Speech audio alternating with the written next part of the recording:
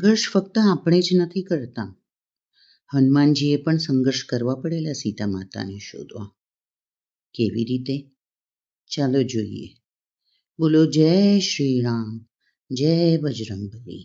એટલા બધા સંઘર્ષો પછી હનુમાનજી લંકામાં પહોંચ્યા. લંકામાં પહોંચીને સીતાજીને શોધવું એ કઈ સરળ નહોતું. સીતાજીની શોધમાં હનુમાનજી પોતાનું આ લઘુ રૂપે લંકાની ગલીઓમાં અને રાજમાર્ગ પર ફરવા માંડ્યા. મોટી મોટી હવેલીઓ જોઈ વળ્યા. મોટા મોટા ભવ્ય મહાલયો સીતાજીને ઢૂંઢી વળ્યા.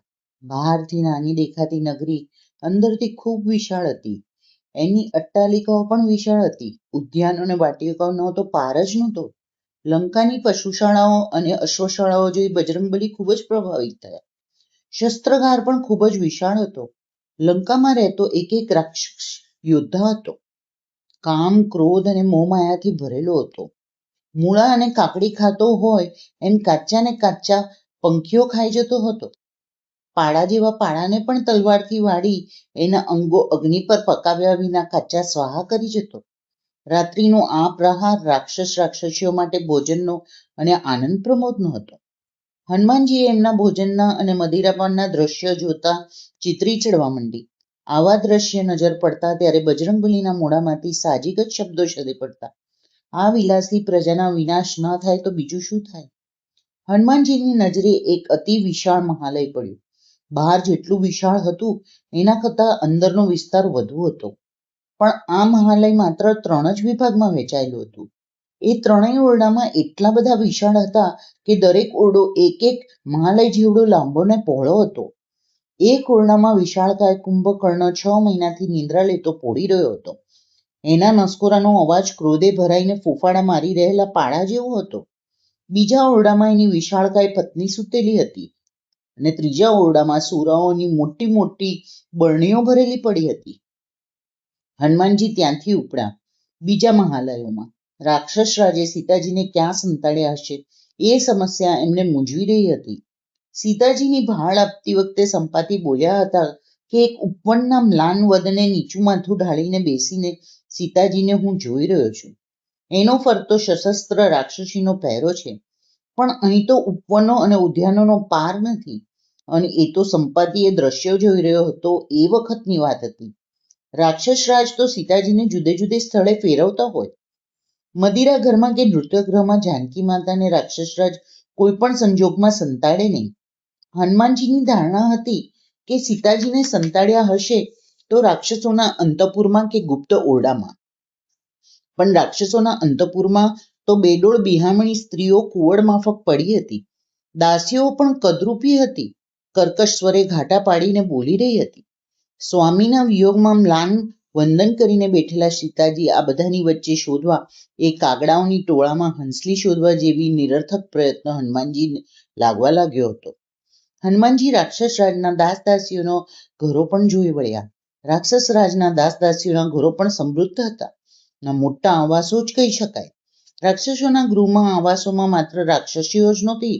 રાક્ષસોના અવાજમાં રાક્ષસીઓ ઉપરાંત ત્રિભુવનમાંથી બળાત્કારે હરણ કરીને આણેલી અભાગી અબળાઓ પણ હતી.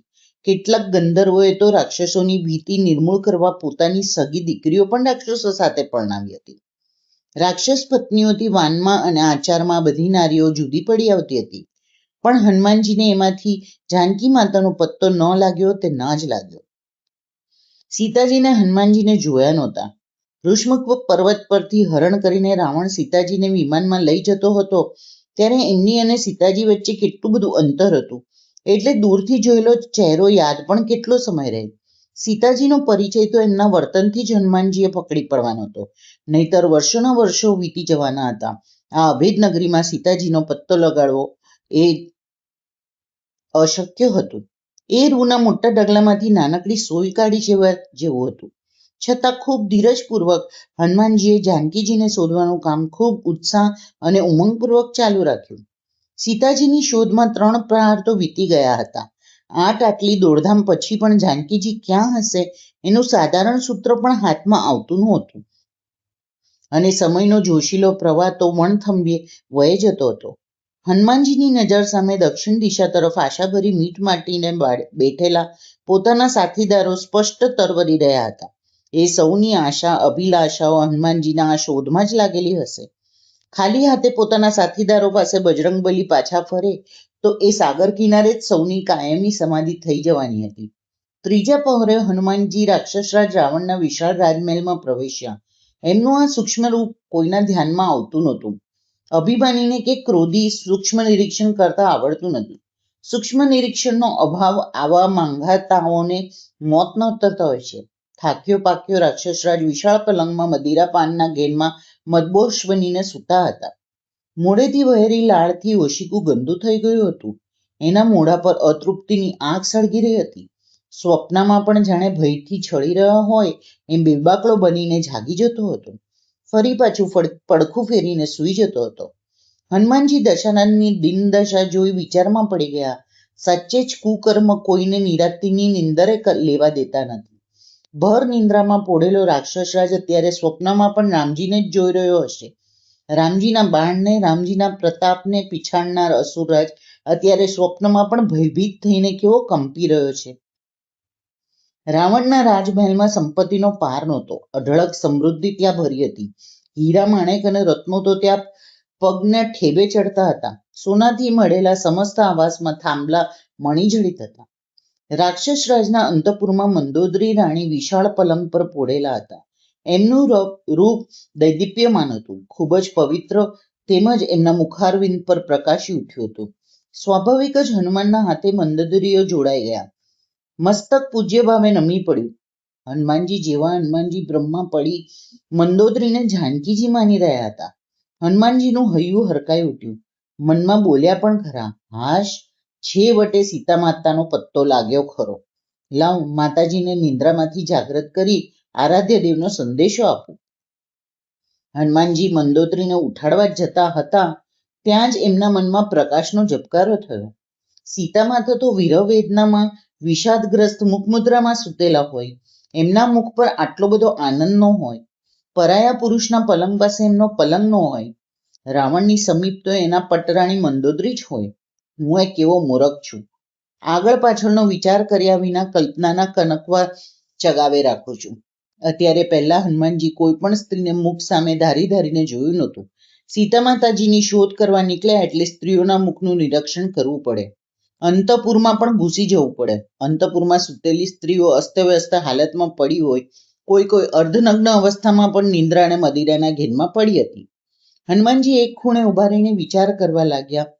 એમનું મન ગ્લાનિથી ભરાઈ આવ્યું. હું બ્રહ્મચારી છું. કોઈ પણ સ્ત્રીનું મોઢું જોવું પડે તો પણ પાપ લાગે.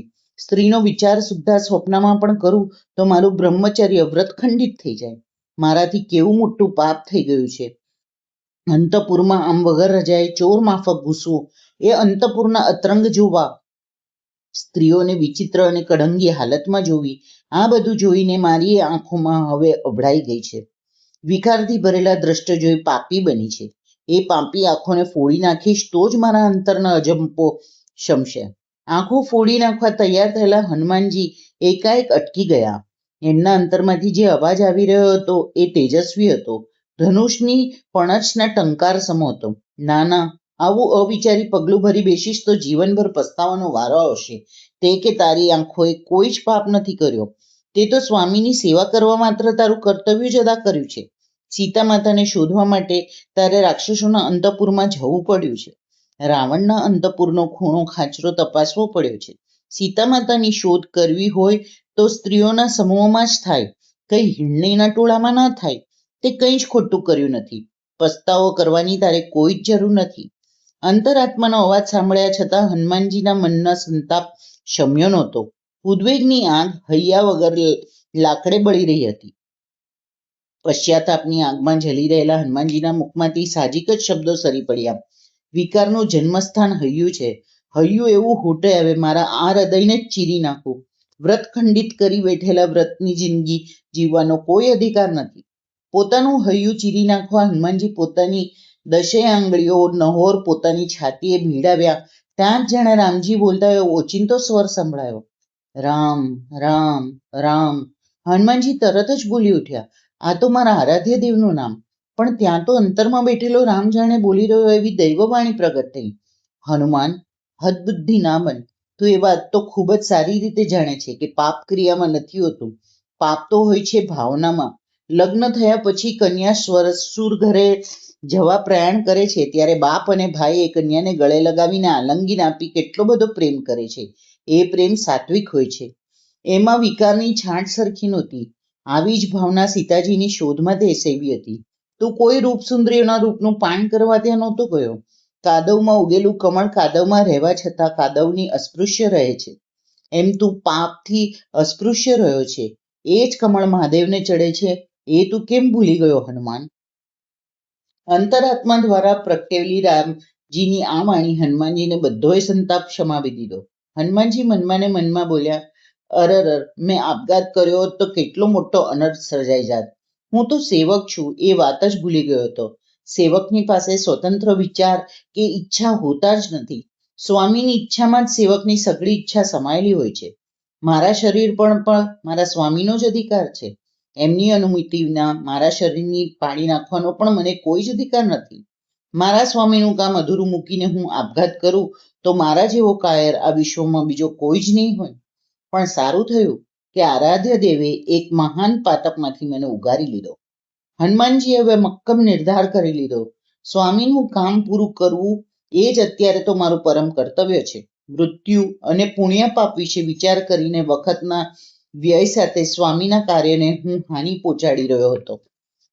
રાવણના વિશાળ રાજમહેલમાં પણ જાનકીજીનો કંઈ જ પત્તો લાગ્યો નહીં. એટલે હનુમાનજી હવે આડેધડ જે મહાલય કે આવાસ હાથે ચડ્યો ત્યાં તપાસ કરવા માંડી.